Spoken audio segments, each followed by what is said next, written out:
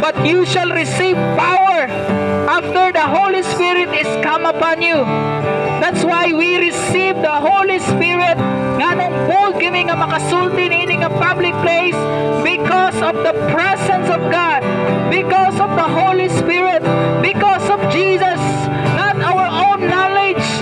but by the knowledge of God through His Word, the Bible.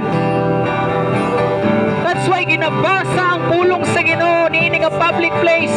not to boast ourselves, but to exalt the name of Jesus, because no other name that's above every name, the only name of Jesus alone, Jesus Christ of Nazareth. Ug dili kami mapulaan nga magsigig-singit niya ng ngalan ni God, because that